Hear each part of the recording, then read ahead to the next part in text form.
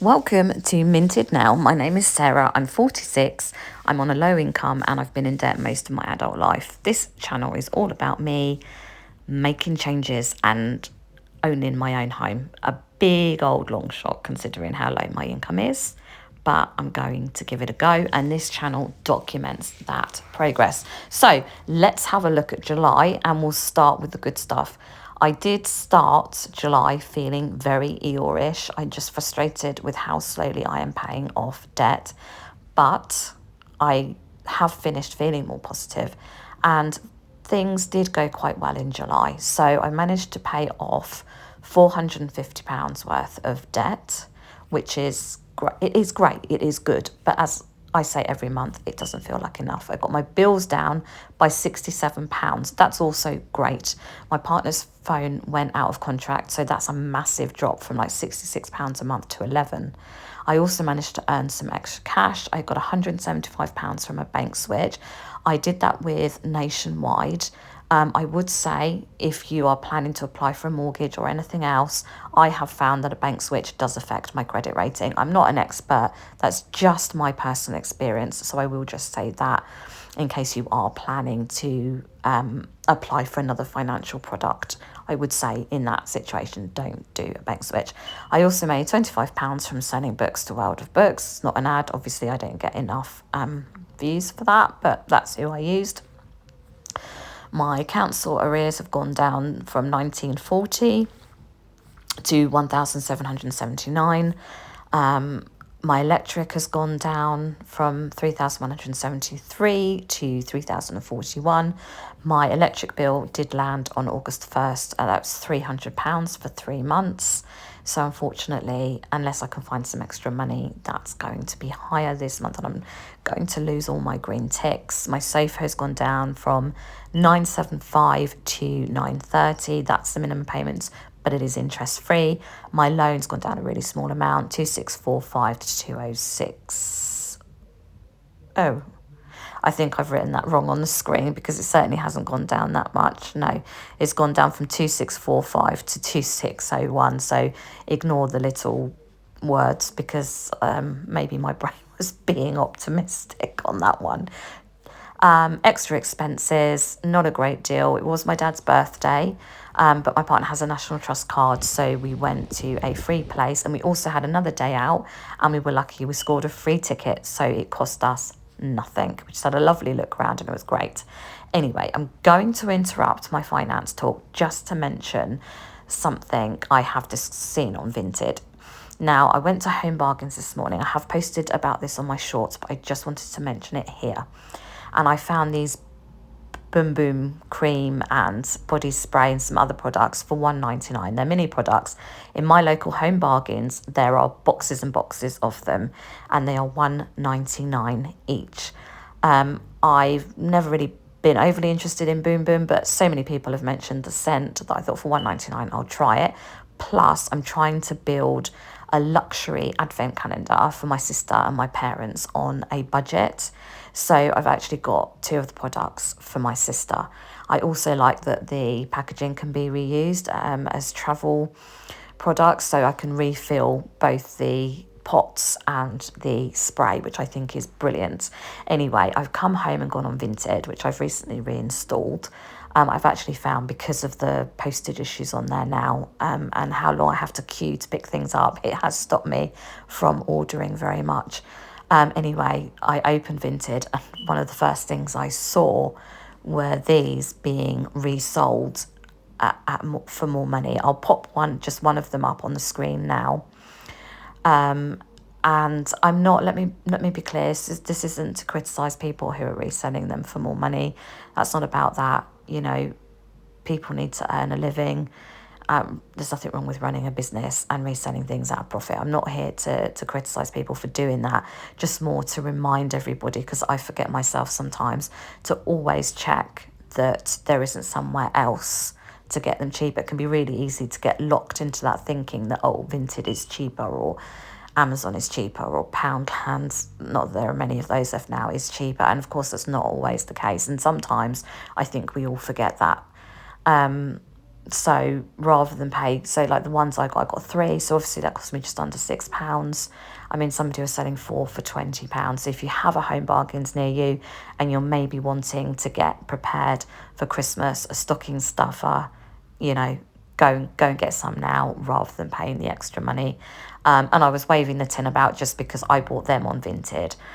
And I was so excited when I got them. And I then saw an advert for them months later for a fraction of the cost on Temu. I don't order on Temu, so I wasn't sad that I bought the tins. But that was, again, a reminder just to always check that it isn't cheaper somewhere else. And I'll do it all the time for a while, and then it slips my mind. So I just wanted to remind you guys. Anyway, my August budget, it's coming in at £1,559. Anyone who is eagle-eyed, you'll see there is no food budget on there. That is because I try and pay for food with other sources of revenue. I say revenue, like I might do well at work and I might get £10 or £20 of vouchers that I can use to buy food. I sold, like I didn't know I had shares. So in January, I sold shares. They were only £100 worth. And after fees, I got 75 quid. But that was able to pay the majority of my food in January. So it's just things like that. And I record other income. I do get the odd tip.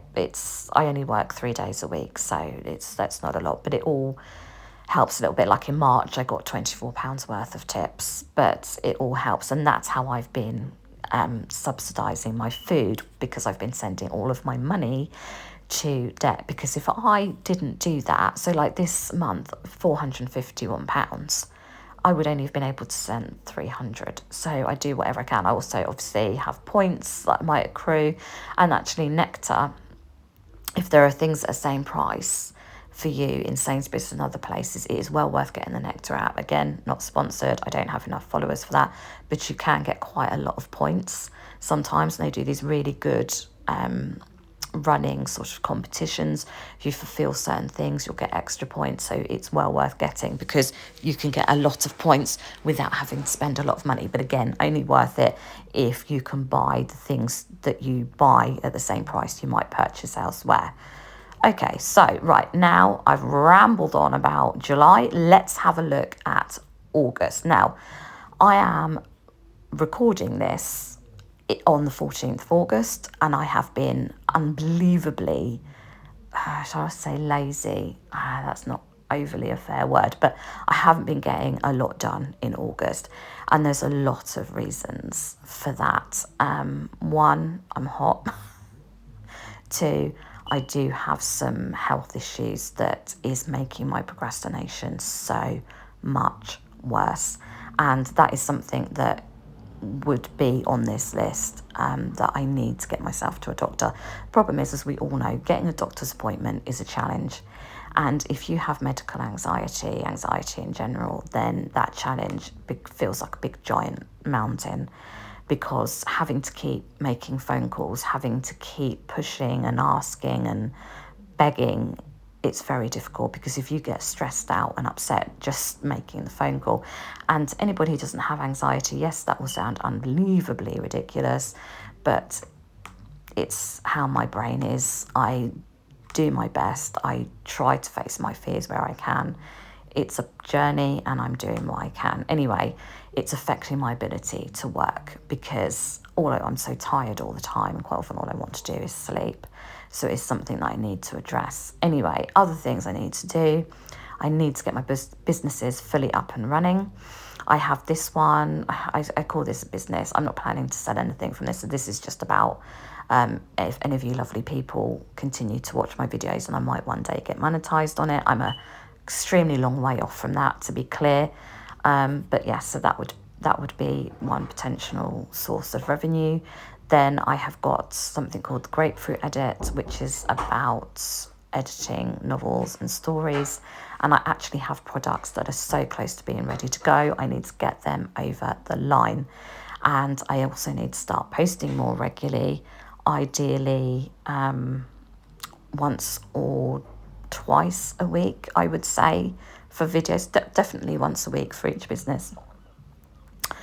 so that I can get myself monetized, and I need to open an account so that I can sell my uploads. I've also got quite a few videos ready to come out from Minted now that are so close to being finished. I just need to take them over the line. It doesn't help that my phone gets so burning hot. My flat, like at time of recording, my flat is 32 degrees and my phone gets so hot. I can't afford to replace it. So again, it's another factor that doesn't help. But still, my excuses, some of them are valid, but nonetheless, I'm not doing enough. You strip all that away, I would still be a procrastinator, and that is something I need to fight. So hopefully there will be another video soon. To any of you struggling with your finances, I would say don't give up. We can do it. We can do something amazing. I'm not giving up on this. I don't care how Eeyore I feel. I will trudge on like Eeyore does, even if it's at glacial pace, and I will get somewhere, and so will you.